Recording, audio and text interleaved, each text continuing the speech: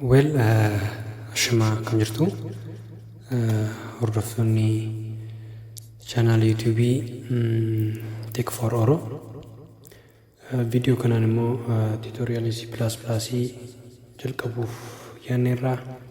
Kanaaf kutaa tokkoffaa isa kanaatiin akka introductionitti C++ maal akka ta'e introductiondhaan kaa'uunii yaalla jechuudha. Chapter 1 introduction jedha. Keessuma C++ in programming kun barattoota pre-engineering keessa jiran School of Computing kan akka computer science, software engineering fi IT galuu fedhaniif ni gargaara jechuudha. Ni jalqabna jechuudha directly introduction isaarraa kaane. First we have to see what's computer program. Computer program jechuun maal jechuudhaan jedhuranii kana sequence of statements whose objective is to accomplish a task jedha. Kana jechuun maal jechuudha? Tartiibaan waan nuti keewwanne computer kan ittiin ajajnu jechuudha. Computer jechuun is an electronic device that take instructions jechuudha. Process godheetu result kan nuuf dhiyeessu jechuudha. Computer jechuun maal barbaade jechuudha? Programmii barbaade jechuudha. Programmii jechuun maal jechuudha? Statementidha. Taskii tokko yookaan hojii tokko accomplish gochuudhaaf kan gargaaru jechuudha. Taansee akka introductionitti maal laallaa? Programming ilaalla. Programming jechuun process of planning and creating a program jedha. Kan jechuun maal jechuudha? Programming jechuun barreessuu yookaan code gochuu akka jirutti ni fudhatama jechuudha. Programming language immoo wanta nuti barreessinu sana jechuudha. Wanta nuti barreessinu sana afaan barreessinu sana jechuudha. It's a set different category of written symbols that instruct computer hardware to perform specific operations required by the designer. Fakkeenyaaf C++ ilaaluuf jechaa jirra. C++ is a programming language. Java is a programming language. Python and etc. baay'eetu jiru jechuudha programming language.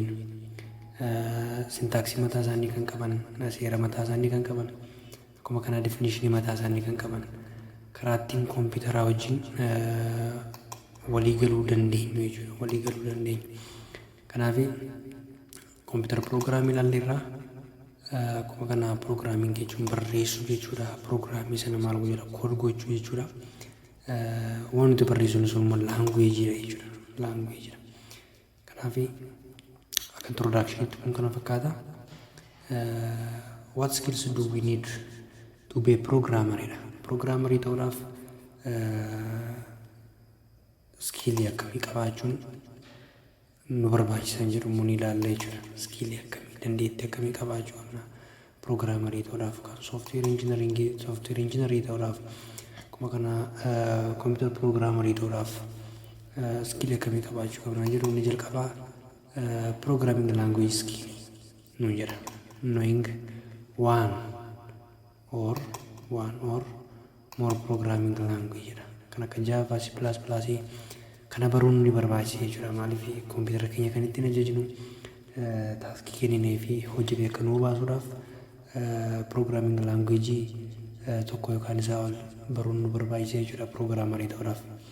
Inni lammaffaan problem solving technique jedha. Problem solving skills on how to solve real world problem and represent the solution in understandable format jedha.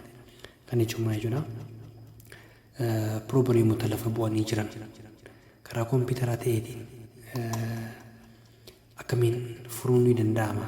Akkamiin karaa kompiitaraa furuun ni danda'ama? Algooriizimii akkamitti jenereet gochuun ni danda'ama? Kan jedhu dandeettii akkasii sammuudhaa qabaachuun nu barbaachisa jechuudha. Nu barbaachisa. Akkamiin kompiitaratti lakkoofsa lama kennee akka inni deebisee nuuf ida'u, akka inni itti hir'isee nuuf kennu algooriizimii sana waan taanaan kan problem solving skillii isaa kan qabnu taanaan programmii ta'uudhaaf baay'ee rakkisaadha jechuudha. Kanaaf inni lammaffaa problem solving skilli qabaachuun nu barbaachisa jedhu. Kabiraan immoo algorithm development jedha. Kana jechuun maal jechuudha? Skill of coming up with sequence of simple and human understandable set of instructions showing the step of solving the problem. Those set of steps should not be dependent on any programming language or machine.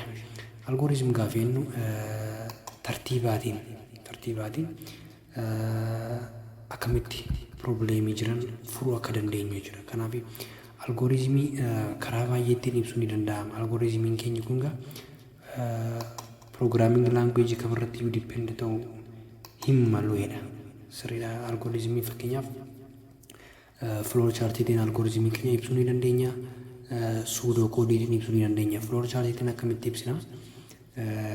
Isa boodatti barachuu ni dandeessu. Graafiidhaan akkamitti akka ibsuu dandeenyu jira.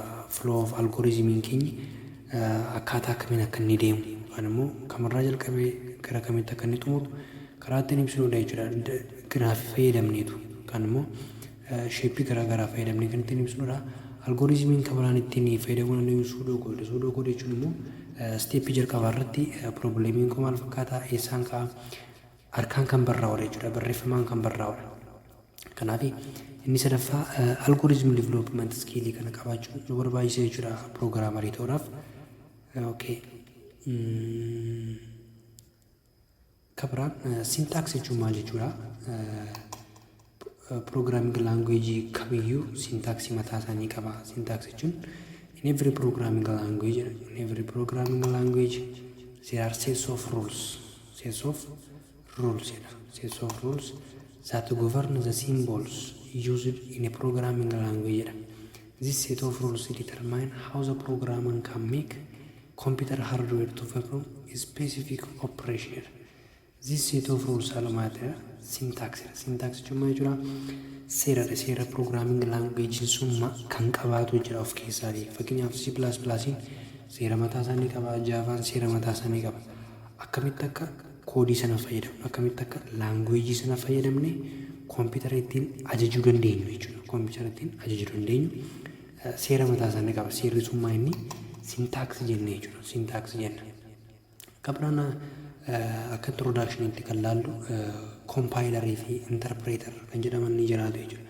Maal jechuudha? Inni program written in a language jedha. Kan jechuun afaan kamiitiin iyyuu kan barraa'e C++ haa ta'u high level language kamiitiinuu programmiin barraa'e hundisaa machine language itti jijjiiramuun ni barbaachisaadha. Maaliif kompiitarri keenyi kan inni hubatu zeeroof tokkodha jechuudha. Zeeroof tokkodha. Kana jechuun machine language jechuudha. Jijjiiruun ni barbaachisaadha. Kan ittiin jijjiirru kun maal jedhamu? Translators jedhamu jechuudha.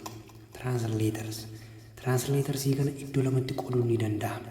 Kana jechuun maal jechuudha? C++ barachuu jenna. C++ barreessinee kana piroogiraamii barreessinee kana editarii irratti daayirektii kompiitarri keenya hin hubatu jechuudha. C++ kana maal ta'utu jira? Translate ta'utu jira jechuudha. Translatoriin kun immoo compilerii fi interpretersiitti ni qoodamu jechuudha. Interpretersiitti ni qoodamu. Compilerii jechuun maal jechuudha? Compileriin daayirektii source koodii nuti barreessine hundasaa al takkaatti fuudhee gara object koodiitti kan nuuf jijjiirudha jechuudha. Compiler is a computer programmedha. Computer program that translates a series of statements written in a source code. Source code can barraan a collection of statements in a specific programming language into what? Resulting object code. Kan nuuf jijjiirudha jechuudha. So compiler changes or translates the whole source code. Asirratti kun kan interpreter sirraati compiler kan gargar baasu inni isa kana jechuudha. Whole source code into executable machine code. Executable machine code kan nama afaan kompiitaraatti kan nuuf jijjiirudha jechuudha. Hunda isaa fuudheetu. Also called object code which is output to a file for later execution. Fakkeenyaaf C++ ta'uu danda'a, Pascal ta'uu danda'a, Fortran ta'uu danda'a, etc. jechuudha. Kabiraan interpretersidha. Interpreters is a computer program that translates a single high level statement. single high level statement. A single high level statement and executes it and then goes to the next high level. Gabaabumatti compiler irratti adda kan isa godhu high level language barreessine hundasaa sararaatiin kan inni jijjiiraa deemu jechuudha source code sana kan inni translate gochaanii deemu jechuudha. Example QBasic ilaaluun ni danda'ama, Lisp irra etc ilaaluun ni danda'ama jechuudha. Couple as introduction, mechanisms of creating a program. Mechanisms of creating a program kan jechuudha. C++ tokko execute gochuudhaaf feesii shan keessa darbuun ni qabaata jechuudha. Feesii shan keessa programming keenya darbuun ni qabaata. Ni jalqabaa edit ta'uun irra jiraata. Editorii baay'ee fayyadamuu ni dandeenya. Fakkeenyaaf Dev C++, Quincy, Visual Studio Code baay'een ni jiraatu jechuudha. Kabiraan immoo preprocessor ta'uun itti jiraata. Preprocessor ta'uun itti ni jiraata. Compile ni ta'a sama baranne, load ni ta'a, link ni ta'a jechuudha. Galatooma akka introductionitti tutoriin keenya irraa kana fakkaata. Thank you for watching. Video itti aanutti argina. Nagayaan.